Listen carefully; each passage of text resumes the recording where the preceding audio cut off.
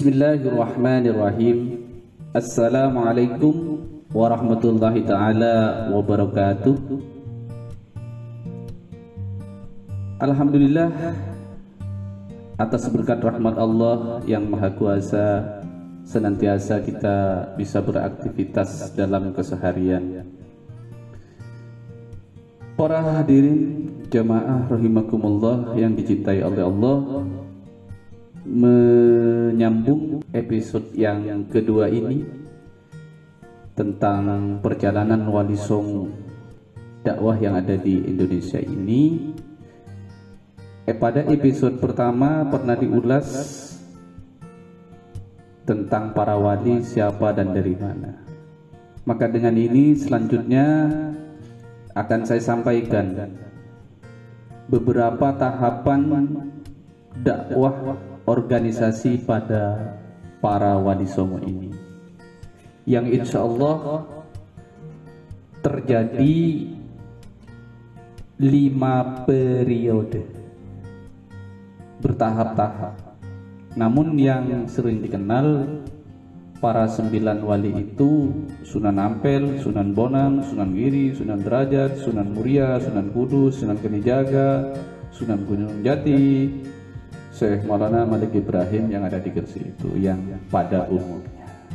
Baik, saya sampaikan, saya ulas satu persatu.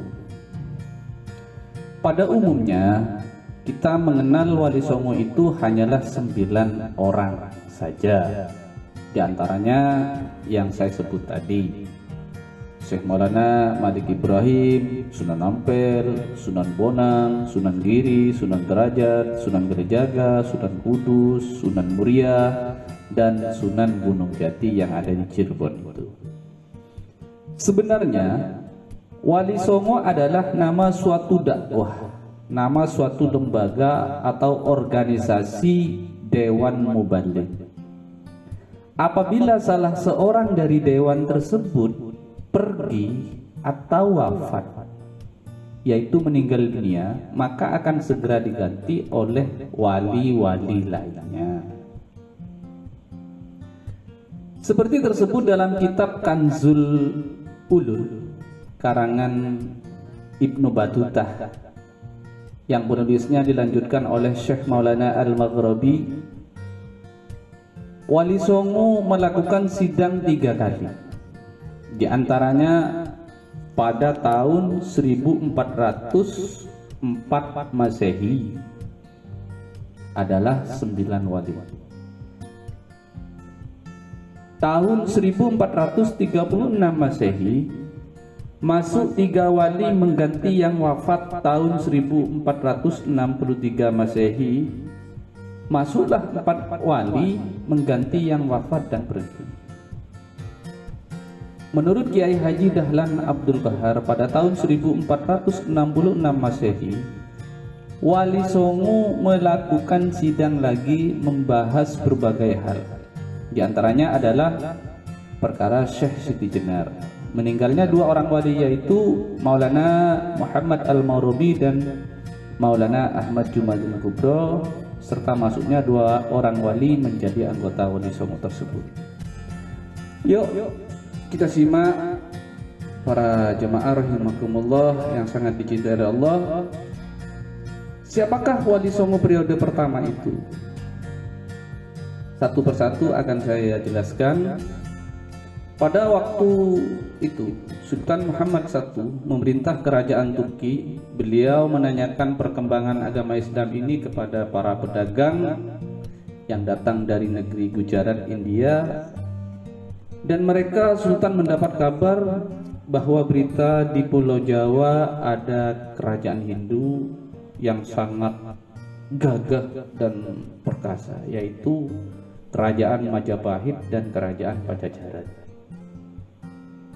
Di antara rakyatnya ada yang beragama Islam, tapi hanya terbatas, minoritas sekali. Pada keluarganya, para pedagang Gujarat juga yang kawin dengan penduduk pribumi itu hanya di sekitar kota pelabuhan-pelabuhan tersebut.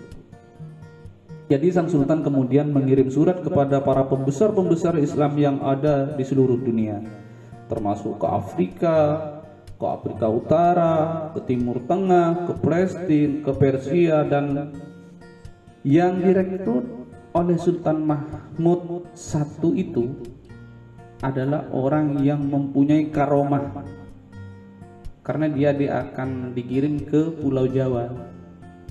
Maka terkumpullah 9 ulama berilmu tinggi dengan mempunyai karomah yang sangat luar biasa. Nah, pada tahun 808 Hijriah, sekitar 1404 Masehi, para ulama itu berangkat ke Pulau Jawa. Di antaranya satu, Syekh Maulana Malik Ibrahim. Dia berasal dari Turki, dia ahli tata negara, dia berdakwah di Jawa bagian timur, serta ia wafat di Gresik pada tahun 1419 Masehi. Makamnya terletak di 1 km daerah sebelah utara pabrik semen Gresik. Yang kedua, Syekh Maulana Ishaq. Ia berasal dari negeri Samarkand, dari Bukhara, Rusia Selatan sekarang. Beliau adalah ahli pengobatan. Mungkin bahasa kerennya zaman sekarang adalah seorang dokter. Setelah tugasnya di Jawa selesai, Syekh Maulana Ishaq pindah ke Pasai, dan wafat di sana. Yang ketiga, Syekh Maulana Ahmad Jumadil Kubro. Ia berasal dari Mesir. Beliau berdakwah keliling dan akhirnya wafat dan meninggal. Makamnya ada di Troloyo, Truwulan, Mojokerto, Jawa Timur. Adapun yang keempat adalah Maulana Muhammad Al-Maghribi. Ia berasal dari Maghrib, dari negeri Maghribi, dari sekarang Maroko, dari negeri Maroko.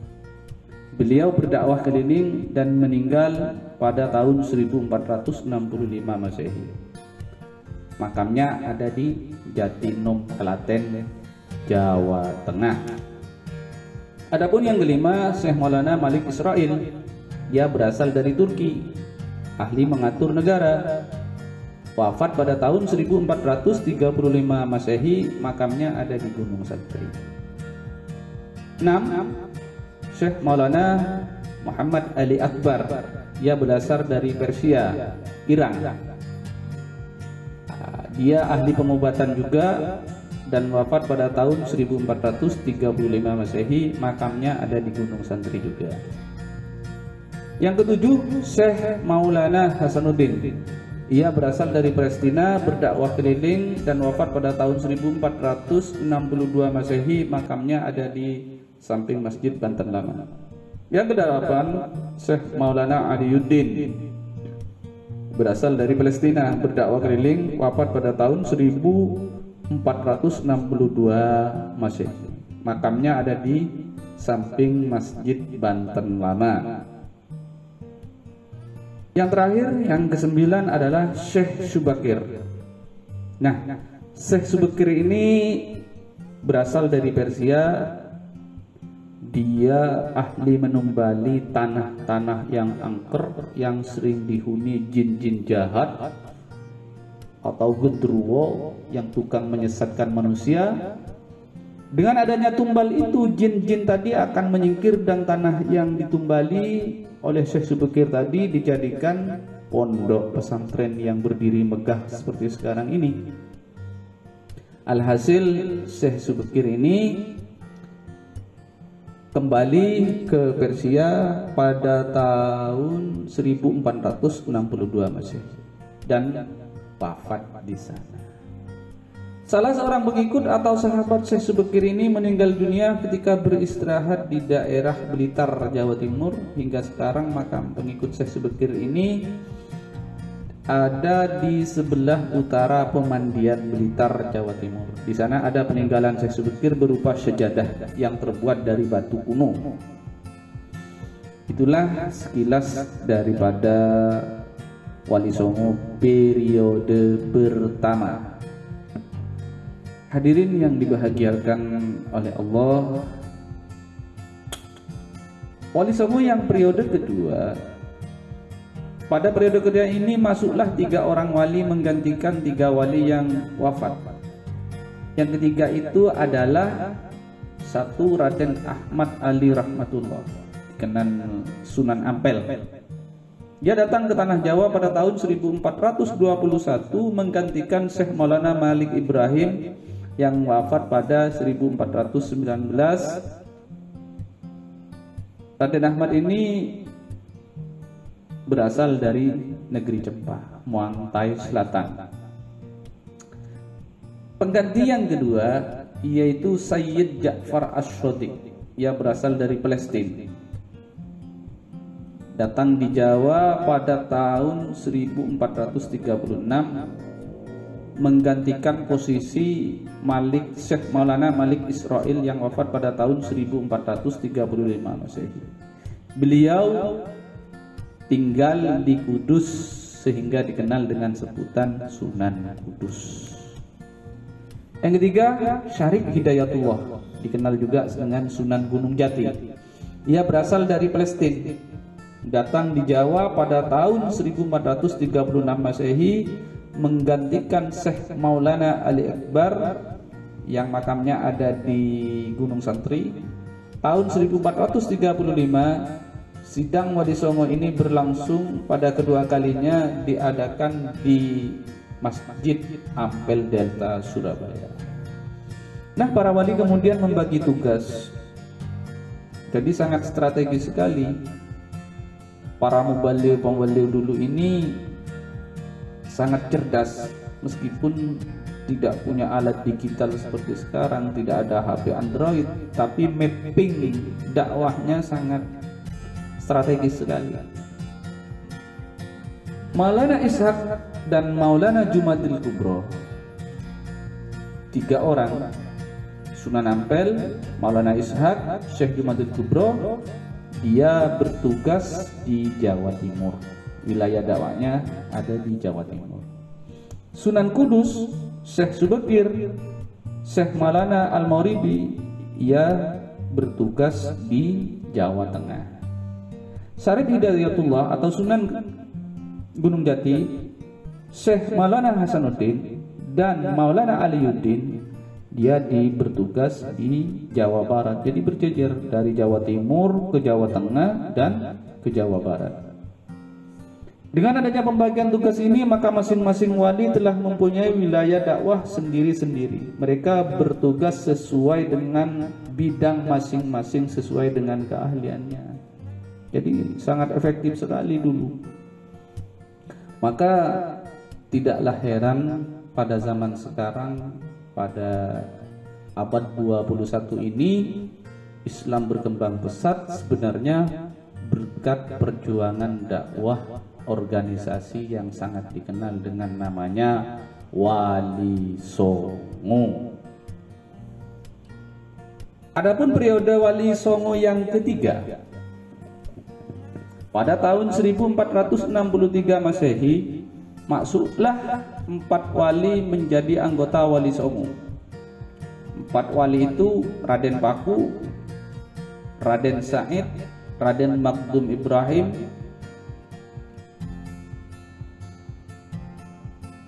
Raden Paku atau Syekh Maulana Ainul Yakin.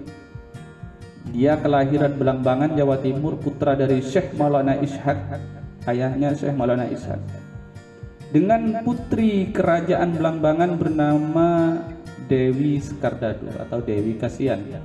Raden Paku ini menggantikan kedudukan ayahnya yang telah pindah ke negeri Pasai. Karena Raden Paku tinggal di Giri, maka beliau lebih terkenal dengan sebutan Sunan Giri. Makamnya sekarang terletak di Gresik, Jawa Timur. Adapun yang kedua, Raden Said atau Sunan Kalijaga.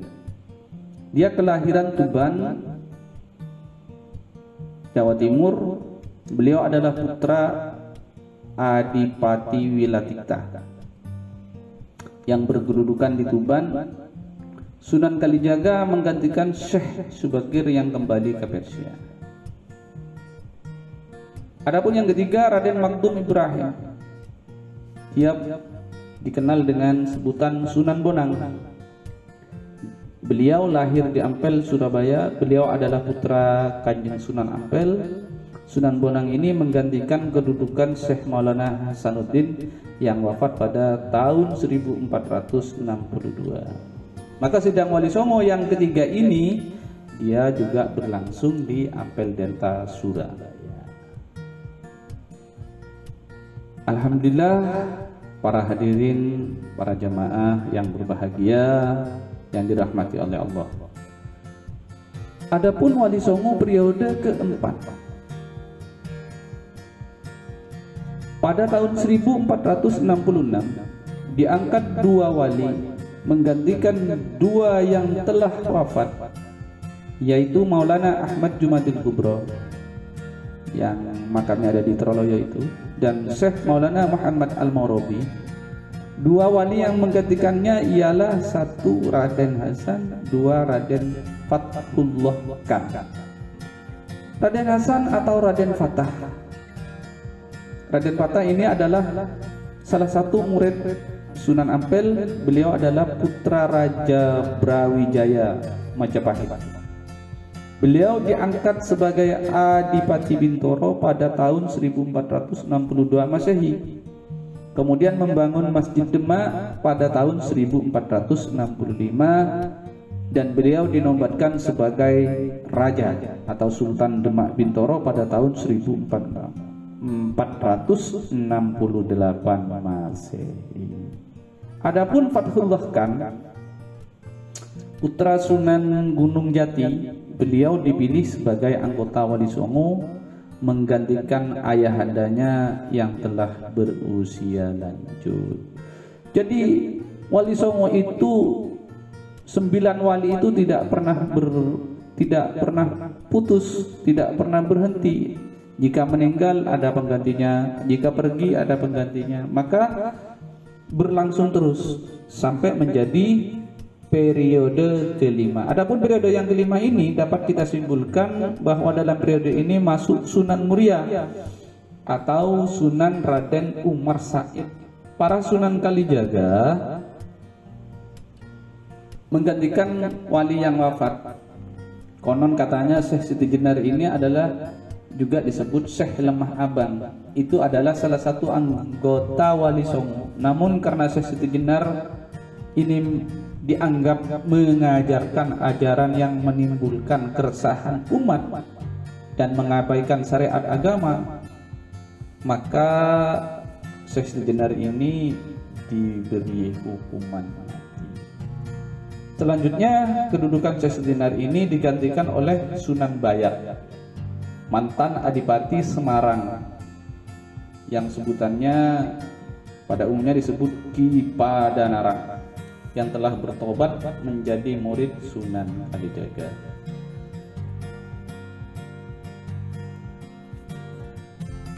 Para jemaah rahimakumullah yang sangat dicintai oleh Allah,